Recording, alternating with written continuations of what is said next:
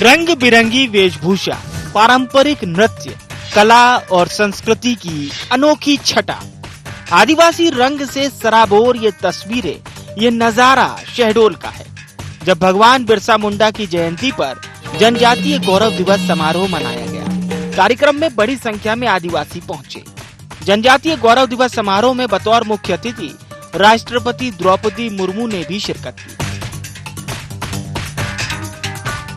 राष्ट्रपति द्रौपदी मुर्मू ने जनजातीय गौरव दिवस समारोह के मंच से नियमावली का विमोचन कर पैसा एक्ट लागू किया।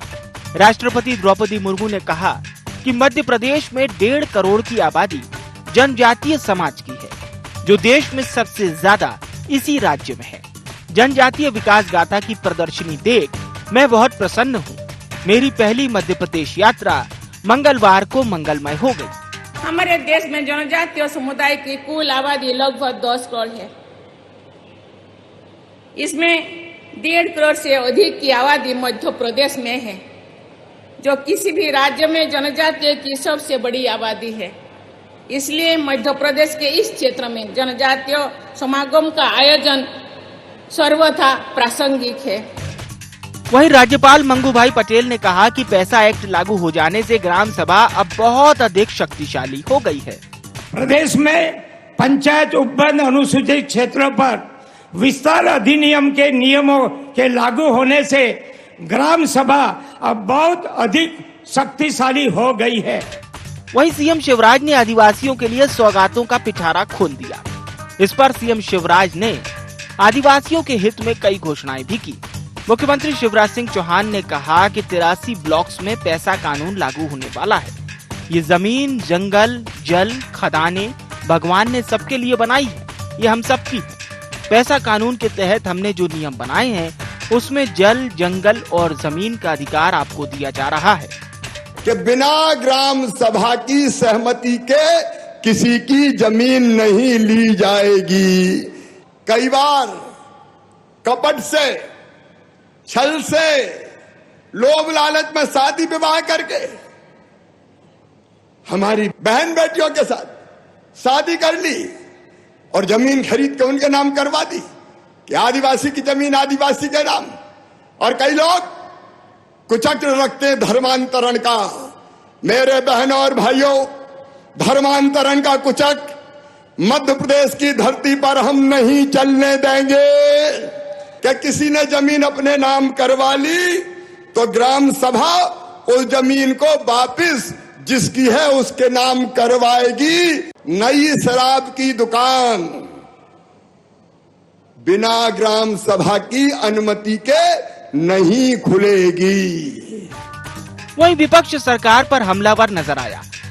1 साल के अंदर चुनाव है मध्य प्रदेश विधानसभा का, तो हमारे अनुसूचित जाति भाइयों को गुमराह करने का काम किया जा रहा है। 1 साल के अंदर चुनाव है मध्य प्रदेश विधानसभा का, तो हमारे अनुसूचित जाति भाइयों को गुमराह करने का काम किया जा रहा है। बहरहाल सौगातों का दौर रहा तो आरोपों का जोर भी, लेकिन देखना होगा कि आखिर पैसा एक्ट आदिवासियों को कितना पावरफुल बनाता है और आगे इस पर कितनी सियासत गरमाती है। Bureau report, IND 24।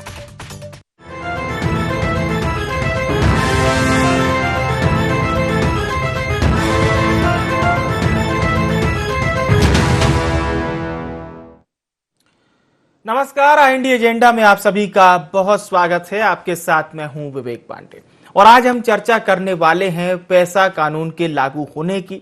आपको पता होगा कि आज जनजातीय गौरव दिवस था। शहडोल में विशेष कार्यक्रम हुआ। सरकार ने अपनी ओर से कई बड़े दावे भी किए हैं और विपक्ष ने सवाल भी खड़े किए हैं। तमाम मुद्दों पर चर्चा करेंगे। सबसे पहले नजर IND एजेंडा के प्रमुख बिंदुओं की ओर।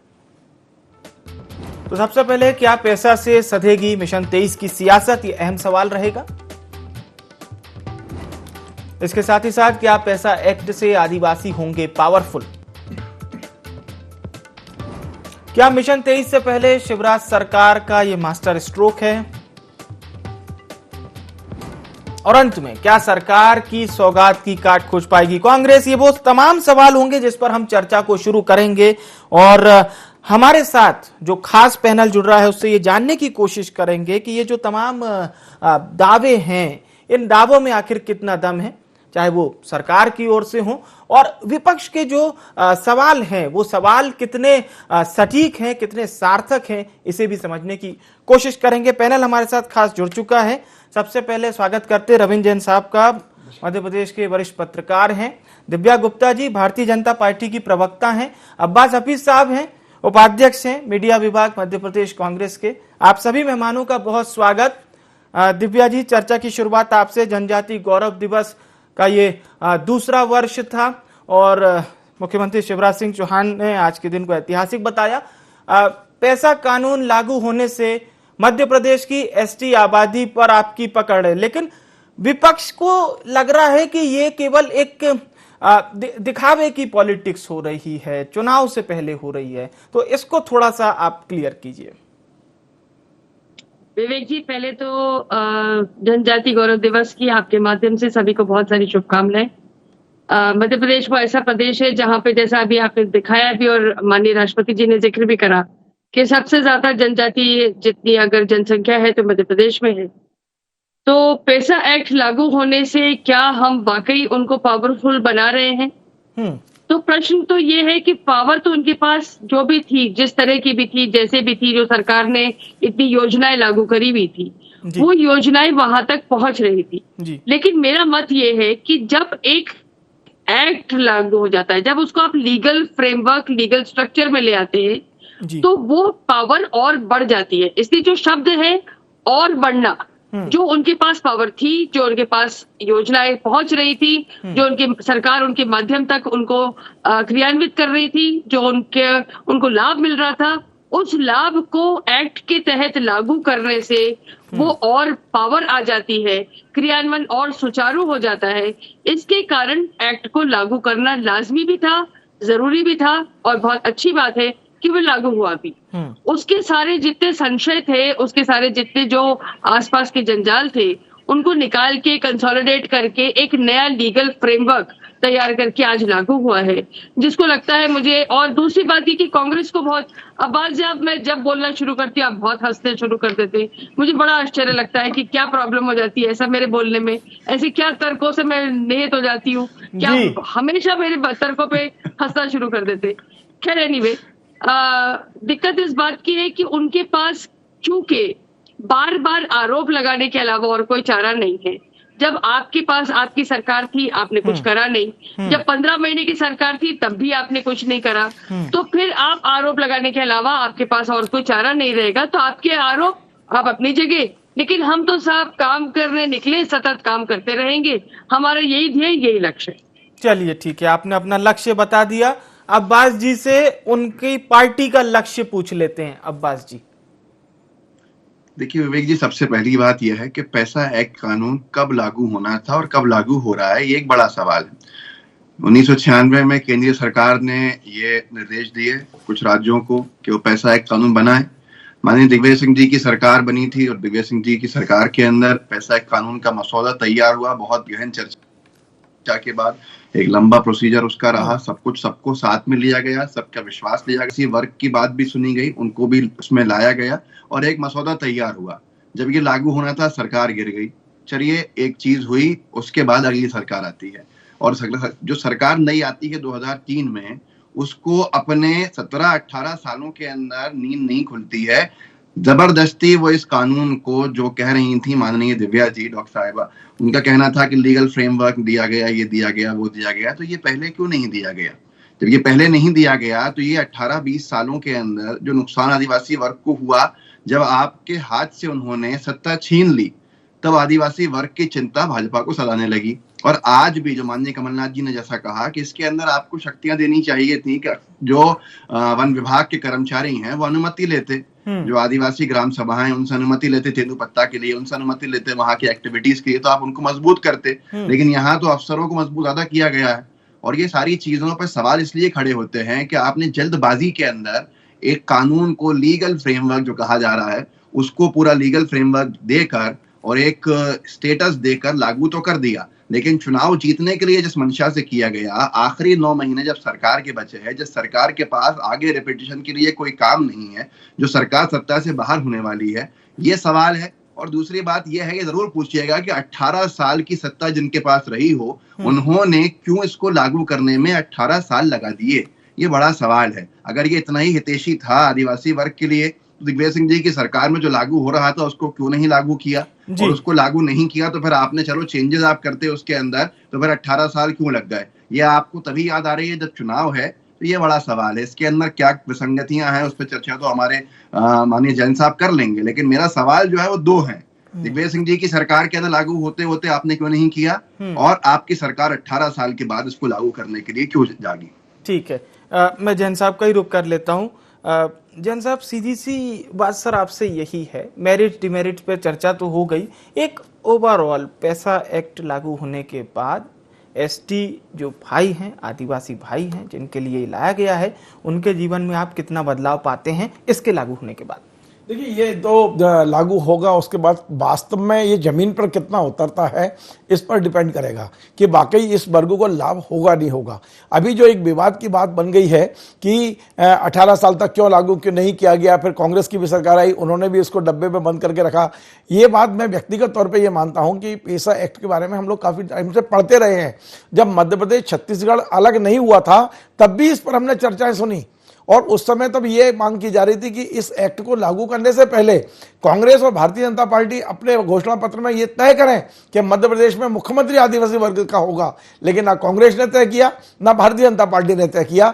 इस तरह की कोई घोषणा उन्होंने नहीं की। लेकिन आदिवासी समाज हमेशा यह कहता रहा कि कानून और अधिकार देने से ज्यादा यदि आप हमें नेतृत्व दे रहे हैं मध्य प्रदेश का, तो हम ज्यादा आभारी रहेंगे। लेकिन इन दोनों दलों ने हमेशा उसको, मैं बिल्कुल बड़े उससे कह रहा हूं कि दोनों दलों ने आदिवासियों को वोट बैंक की तरह तो यूज किया है, लेकिन जो वाकई अधिकार उनको राजनीतिक मिलना चाहिए शायद वो आज भी उनको नहीं मिल पाए हैं। देखिए पांडे जी, एक बहुत बड़ी बात यह है कि जब ये पैसा एक्ट अभी 4 से 10 दिन पहले ही लगा, अचानक इसको एक तरह से धूल झाड़कर उठाया गया, मंत्रालय से निकाला गया। कई अधिकारी तो ऐसे बैठे हुए थे जिन्हें पता ही नहीं था कि एक्ट की कॉपी कहां रखी हुई है, वो पूरी निकाली गई और उसके तमाम सारे बिंदुओं पर चर्चा हुई। ऐसा कि ऐसा लागू करने की जब बात हुई तो होम डिपार्टमेंट ने कहा, उस समय तत्काल आपत्ति लगाई होम डिपार्टमेंट ने कि देखिए, कोई भी क्रिमिनल व्यक्ति को यदि गिरफ्तार करे, चाहे वो किसी भी वर्ग का हो, यदि आदिवासी वर्ग का व्यक्ति यदि अपराध करता है और उसे गिरफ्तार करने के लिए यदि हम ग्राम सभा में जाएंगे तब तक वो फरार हो जाएगा। और यदि हमें इस कानून को बदलना है तो भारत सरकार के पास जाना पड़ेगा। सीआरपीसी जो कानून है वो भारत सरकार द्वारा ही अमेंडमेंट होगा। तो मेरा ये कहना है कि इस तरह से हड़बड़ाहट में हमने इस कानून को जल्दीबाजी में लागू किया है, और जो जल्दीबाजी में चीज लागू होती है उसका उतना जैसा हम असर चाहते हैं वैसा मिलता नहीं है। एक और समय के ऊपर बहुत बड़ी बात है, आप कह रहे हैं कि 2023 में की सियासत, मैं नहीं मानता हूं। मैं मानता हूं कि 2023 नहीं, ये 2022 की सियासत है जो हमें गुजरात में हमारे पड़ोस में दिख रही है। हमारा जो गुजरात से लगा हुआ पूरा मध्य प्रदेश का जो बेल्ट है, वहां पर काफी बड़ी संख्या में आदिवासी रहते हैं, और वहां जब चुनाव चरम पर है उस समय मध्य प्रदेश में अचानक एक आदिवासी गौरव दिवस मनाना, अचानक राष्ट्रपति महोदया का आना, यहां पर पैसा कानून का लागू होना, ये कहीं ना कहीं मुझे लगता है कि गुजरात में भी भारतीय जनता पार्टी को कहीं ना कहीं लाभ तो पहुंचाएगा। चलिए, वो मुझे बिल्कुल आपका जब जवाब चल रहा था ना तो एक बात याद आ गई, परीक्षा में रहता था ना, चित्र देखें और व्याख्या करें, तो बिल्कुल वैसा लगा कि चित्र देख के जो आपने व्याख्या की। दिव्या जी, जो बात जैन साहब कह रहे हैं कि बहुत जल्दबाजी में इस एक्ट को खंगाला गया, लाया गया, क्या जो पूरे मूलभूत चीजें थी वहां पर आप लोग नहीं पहुंचे, ऐसा? मेरे ख्याल है जैन साहब बहुत सम्मानीय है। मैं जैन साहब के आगे शायद उतनी ज्ञानी नहीं हूँ, लेकिन बहुत सारे हाइपोथेसिस उन्होंने क्रिएट कर दी। इतने हाइपोथेसिस की आवश्यकता इसलिए नहीं थी क्योंकि 1 साल पहले जब माननीय मोदी जी आए थे तब से इस बारे में चर्चा हो रही थी, और चर्चा के लिए पैसा एक्ट को लागू करने के लिए 1 साल से इस बात को लेकर रिसर्च भी चल रही है, काम भी चल रहा है, और ये माना जा रहा था कि बहुत जल्दी एक्ट लागू होगा। तो 1 साल का समय बीत चुका है सर, जहां पर पैसा एक्ट पर चर्चा हुई, जहां पर उसको लागू करने के बारे में, उसके बिंदुओं के बारे में विचार विमर्श हुआ, और फिर उसके बाद लागू करा गया। तो कोई हड़बड़ी में लागू नहीं हुआ है, एक बात। दूसरी बात, गुजरात के पास अपना पैसा कानून है, लागू हो चुका है, इसलिए गुजरात को मध्य प्रदेश के शेड्यूल से फर्क पड़ेगा, कुछ जरा ज्यादा लंबा हाइपोथेसिस हो गया। इतनी reading in between the lines की आवश्यकता नहीं है। गुजरात अपने आप में सक्षम है और वहां जो हो रहा है वो बहुत अच्छा हो रहा है। उसका शेड्यूल से या यहाँ की जनजाति पे पैसा एक्ट लागू होने से गुजरात इलेक्शंस पे असर पड़ेगा, कुछ बहुत लंबी बात हो गई। दूसरी बात जो अब्बास जी ने बात कही थी कि दिग्विजय सिंह जी ने बहुत एक ठोस कदम उठाए थे, बहुत सारी रिसर्च करी थी और बहुत सारी रिसर्च करने के बाद लागू होने वाला था। तो मुझे शरद जोशी जी याद आ गए। जब शरद जोशी जी ने एक अपना व्यंग आर्टिकल लिखा था, तब उन्होंने कहा था कि सरकार बहुत विचार विनिमय करने के बाद बहुत ठोस कदम उठाना चाहती थी, लेकिन कदम इतने ठोस थे कि वो उठ ही नहीं पाए। तो ये वो वाला है कि साहब कदम इतने ठोस हो गए थे उनके कि वो उठ ही नहीं पाए और उठा के वो कभी लागू नहीं हो पाए। एक और समय आया जब 15 महीने की सरकार आई, माननीय कमलनाथ जी तब भी काबिज हुए, लेकिन तब भी उनको याद ना आया कि मेरे पास एक बहुत पैसा एक्ट है, मैं लागू कर सकता था, लेकिन तब आईफा याद आ गया, लेकिन पैसा एक्ट याद नहीं आया, तो तब वो लागू ना हो पाया। तो अब्बास जी थोड़ा सा आप भी थोड़ा ध्यान दे दें और बता दें कि क्या कमी रह गई थी और क्यों आपने लागू नहीं करा था। चलिए, मैं इतना तो जरूर दिव्या जी आपकी दाद दूंगा कि शरद जोशी जी, जिनके लगभग पत्रकारों के मार्गदर्शक भी हैं, लेखनी में भी और चीजें समझने में भी, राजनीतिक प्रवक्ता होने के बावजूद आपने इतनी कठिन बात उनकी कही है, मैं दाद दूंगा आपकी। ठीक है, अब्बास सर आपका जवाब। देखिए, ये जो उन्होंने लिखा था शरद जोशी जी ने, शायद वो दिव्या जी अपनी पार्टी में भी देख रही थी कितने भारी कदम के 18 साल नहीं उठ पाए और 18 साल के बाद वो कदम उठ पाए। शायद उनको बहुत मुश्किल से आदिवासी समाज ने पूरी तरह से 30 सीटों को 47 में से हरवा के कदम को उठाने के लिए प्रेरित किया, तो उठा लिया उन्होंने। लेकिन फिर जब राजनीति के लिए किया गया तो मैंने भी कही थी वही बात जो जैन साहब ने कही, जल्दबाजी के अंदर हाबड़ ताबड़ में किसी भी तरह लागू करना है, और जब इस तरह के कानून लागू किए जाते हैं तो फिर उसका धरातल पे क्या फायदा होता है हम जानते हैं। अब यहाँ पर कहा जा रहा है, जैन साहब ने एक बात बहुत अच्छी कही कि हम लोग आदिवासी समाज के लोगों को क्यों सबसे आगे रख के नहीं पद देते हैं। तो ये भी जानते हैं, आप भी जानते हैं, दिव्या जी भी जानती हैं, भाजपा ने आज तक कोई प्रदेश अध्यक्ष मध्य प्रदेश के अंदर आदिवासी वर्ग से नहीं दिया। कांतिलाल भूरिया जी हमारे सामने के प्रदेश अध्यक्ष हैं, हमने देखा, मैंने आपको जवाब दिया, आप सुन लीजिए ना। अब देखिए, हमने 2 उप मुख्यमंत्री आदिवासी समाज से दिए, एक शिव भानु सोलंकी जी आए, एक जमुना देवी जी आई। इनके यहाँ तो कोई उप मुख्यमंत्री भी नहीं आया, मुख्यमंत्री तो छोड़ी है, उप मुख्यमंत्री गिना दें हमारी बराबरी के अंदर आके। हमारे वर्तमान जो प्रदेश यूथ कांग्रेस के अध्यक्ष हैं वो भी एक आदिवासी वर्ग से आते हैं। तो हमने सत्ता की को साझा किया है और संगठन को साझा किया है आदिवासी वर्ग से। मैं कहूंगा पॉइंटेड जवाब दे दिव्या जी कि उन्होंने क्यों 20 साल लागू नहीं किया। हमारी बात तो उन्होंने कर दी, आज वर्तमान की बात हो रही है। और दूसरी बात, उनके यहाँ पर कोई उप मुख्यमंत्री बना हो तो उसके नाम बता दें, कोई प्रदेश अध्यक्ष बना हो तो उसके नाम बता देंगे। 3 चीजों में मेरा पॉइंटेड सवाल है। मैं अपना समय छोड़ रहा हूं, उनका समय सिर्फ ये सुनने के लिए यहाँ बैठता हूँ। वाह, ये बड़ी अच्छी बात आपने कही। ठीक है दिव्या जी।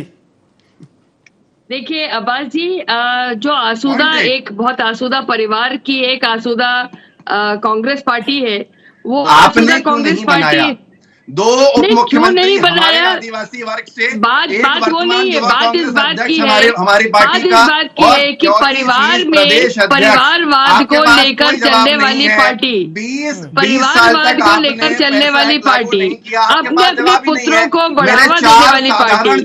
अगर आपको, अरे सर आपके मुख्यमंत्री, तो फिर आप बता दीजिए, अनुसूचित जाति जनजाति के मुख्यमंत्री आप बता दीजिए कौन दिया आपने। आपकी बात सुनने के लिए थोड़ी, तो मैंने तो बता दिया। उन्होंने अपना स्लॉट दे दिया, आदिवासी वर्ग से दिए, उन्होंने अपना स्लॉट दे दिया था। आदिवासी वर्ग से आए, नहीं, यूथ कांग्रेस के प्रदेश अध्यक्ष हमारे एक आसूदा परिवार के, एक आसूदा परिवार की अधीन पार्टी आज हमसे प्रश्न करेगी जो हमारे यहाँ प्रधानमंत्री देता है उस वर्ग से। आप मुझे उप मुख्यमंत्री की बात बताते पास है नहीं, आपके पास जवाब है नहीं, हमारी टक्कर के अंदर बात कीजिए।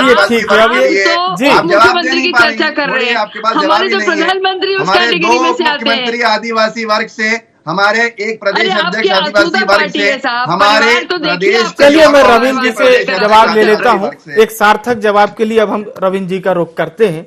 सर सीधा सवाल यही है, क्योंकि देखिए पार्टी लेवल पर ये बताने में बहुत अच्छा लगता है कि हमने आदिवासी राष्ट्रपति दिया, हमने ये दिया, और एक अच्छी आपकी बुक भी तैयार होती है, इतिहास में तो सारी चीजें दर्ज होती ही हैं। सीधी बात यह है, अभी वर्तमान में आदिवासी राष्ट्रपति इस देश को मिली, दूसरी महिला राष्ट्रपति, थोड़ा पहले हम चले जाएं तो दलित राष्ट्रपति थे। इन चीजों से भी समाज में एक न केवल विश्वास बढ़ेगा, लेकिन सीधी और सार्थक बात यही है कि क्या बेसिक नीड यही है कि आदिवासी राष्ट्रपति हम बनाएं और इसको इसी नाम से हम नोटिफाई भी करते रहें बार बार? निश्चित तौर पर राष्ट्रपति एक बार जब चयन हो जाता है तो वो किसी जाति समाज का नहीं बहुत होता, अच्छी बात। वो देश का राष्ट्रपति होता है। और मैं ये मानता हूं कि हमें कहना भी नहीं चाहिए। एक ठीक है, वो उस वर्ग से आई है, बहुत अच्छी बात है, उस वर्ग का प्रतिनिधित्व भी मिला है, वो महिला है, वो एक पिछले स्थान से भी आई है उड़ीसा से। लेकिन एक बार वो यदि राष्ट्रपति भवन में पहुंच गई हैं तो हम सबके राष्ट्रपति हैं, वो हमारी महामहिम है। वो देखिए, मध्य प्रदेश में जो गौरव दिवस मन रहा है, हम उसी विषय पे आते हैं, पेशा कानून पर आते हैं। आखिर ये माहौल क्यों, इसको समझने की कोशिश करिए। आज मध्य प्रदेश में भारतीय जनता पार्टी और कांग्रेस दोनों पार्टियों को इस बात की चिंता है कि आदिवासी कहां जाएगा। आप कुछ पिछले एक पूरे 4-5 साल का एक सीन उठा के देखिए मध्य प्रदेश में, जिस तरह का जय संगठन वहां शुरू हुआ धार के अंदर, धार से शुरू होकर जय संगठन ने रतलाम में, खंडवा से खरगोन होते हुए आज पूरा ये बुदरी और ये पूरा एरिया कवर कर रहा है। धीरे धीरे वो लोग शहडोल की ओर बढ़ रहे हैं। तो जो जय संगठन है, जय आदिवासी युवा संगठन जो उनका है, उनकी यदि रैलियों में आप भीड़ देखेंगे, उनके साथ ताकत देखेंगे, तो उनकी ताकत ने कहीं ना कहीं भारतीय जनता पार्टी और कांग्रेस दोनों की मतलब चूलों को हिला के रख दिया है। और यही कारण है कि आज दोनों पार्टियां आदिवासियों की चिंता कुछ जरूरत से ज्यादा करने लगी है। मैं ये देख रहा हूं कि 2018 में भारतीय जनता पार्टी को जो उम्मीद थी कि आदिवासी वोट हमें जितना मिलेगा उतना नहीं मिल पाया। और हर राजनीतिक दल का यह दायित्व बनता है कि यदि कोई वर्ग हमसे छिटक रहा है तो उसे जोड़ने की कोशिश की जाए। और मुझे उसी रूप में यह दिख रहा है कि अब भारतीय जनता पार्टी को लगता है कि किस तरह से हमने देखा कि उनके वर्ग के एक बहुत ही एक क्या ना लोकप्रिय व्यक्ति जिनको उन्होंने सर्विस छोड़वाकर और मुख्यमंत्री के सलाहकार भी बनाया है। इसके अलावा लगातार उनके वर्ग से जो अच्छे लोग हैं, जिनके साथ में पब्लिक है, उन्हें भारतीय जनता पार्टी अपने पाले में लाने की कोशिश कर रही है। 2018 चुनाव के जस्ट पहले जो जय संगठन है, उसके राष्ट्रीय अध्यक्ष डॉक्टर हीरा अलावा को तोड़ने में कांग्रेस सफल हो गई थी। तो कांग्रेस और भारतीय जनता पार्टी दोनों मिलकर एक तरह से आदिवासी युवाओं को अपनी अपनी ओर खींचने की कोशिश इस समय कर रही है। और इसके अलावा मैं आपको यह बताता हूं पांडे जी कि आप कितने भी बड़े आयोजन कर लें, आप कितने बड़ी टेंट, तंबू, माइक और ये सब होर्डिंग बोर्डिंग सब लगा लें, जब तक आदिवासी को खुद को महसूस नहीं होगा कि वास्तव में हमारा हितैषी कौन है, जब तक आपको उसका वोट उतना नहीं मिलेगा जितना आप चाहते हो। तो मेरा यही कहना है कि पेशा कानून निश्चित तौर पर भारतीय जनता पार्टी के लिए बहुत लाभकारी होगा। वास्तविक रूप से यदि ये उतर जाता है और आदिवासियों के बीच में भारतीय जनता पार्टी के जो संगठन के लोग हैं वो जाकर इस बात को समझाने में सफल होते हैं कि ये पेशा कानून बेशक कांग्रेस के विचार पर बना था, उस समय केंद्र में कांग्रेस थी, लेकिन यदि ये मध्य प्रदेश में भारतीय जनता पार्टी लागू कर रही है तो 2023 में भारतीय जनता पार्टी को इसका बहुत बड़ा लाभ मिल सकता है। बिल्कुल, मैं तो कहूंगा सीधे सीधे टिप्स दे दिए आपने दिव्या जी को और उनकी पार्टी को कि ऐसा ऐसा उपयोग कर लीजिए। ठीक है दिव्या जी, अंतिम प्रतिक्रिया आपकी। बस माननीय जैन साहब को यही बताना चाहूंगी सर कि इसके आगे का कार्यक्रम यही है कि हमारे कार्यकर्ता इन सब के बीच में जाएंगे, इस बात को समझाएंगे और समझा के छोटी छोटी सभाएं लेंगे और चर्चाएं करेंगे, जो शायद पेड़ों के नीचे हो, शायद चौपालों में हो, चाहे ग्राम पंचायतों में हो, कि ये पैसा एक्ट क्या है, किस तरह से लागू होगा, इससे क्या फायदे राजनीतिक उपयोग करेंगे। राजनीतिक लाभ लेने से पहले यदि आपकी सरकार उन जिलों में अधिकारियों को टाइट कर पाए, अधिकारी वास्तविक रूप से इसको लागू कर पाए, तभी इसका लाभ आपको मिल पाएगा। क्योंकि हम ये देख रहे हैं कि कानून तो भोपाल से बन जाता है, लेकिन अधिकारी सबसे बड़ी बाधा होते हैं उसको लागू कराने में। बिल्कुल बिल्कुल। अब्बास जी, अगर प्रशासन देखिए, चाहेगा और मैं यही शासन कहूंगा चाहेगा विवेक जी तो दोनों कि मैं चीजें हो इंतजार जाएंगी करता रहा कि मेरे सवालों के जवाब मिल जाएं, जिससे राजनीति शायद बेनकाब हो गई भाजपा की। और अंतिम में दिव्या जी ने भी कह दिया कि हम आखिरी में जाएंगे जनता के बीच में, आदिवासियों के बीच में, और समझाने के लिए। और उसको जैन साहब ने पकड़ भी लिया कि राजनीतिक लाभ तब मिलेगा जब आप इसमें अधिकारियों को टाइट करें, जिसका उद्देश्य ही राजनीतिक फायदा होना हो। तो ऐसे बहुत से कानून बने हैं जो जनता तक और जनहित के लिए नहीं आगे जा पाए, तो सिर्फ राजनीति तक छोड़ चुके वो। तो यहाँ पर ये बता नहीं पा रही है कि 18 साल से सुनी हुई सरकार को क्यों जगाया गया, 18 साल की सरकार को क्यों जगाया गया, आखिरी के अंदर समय इतना क्यों लग गया, समय इतना क्यों लग गया, इसका जवाब दिव्या जी के पास नहीं है। आज तक कोई भी संगठन के अंदर बड़ा पद इन्होंने क्यों नहीं दिया आदिवासी वर्ग को। देखिए, आप राजनीति करने उतरे हैं ना। चलिए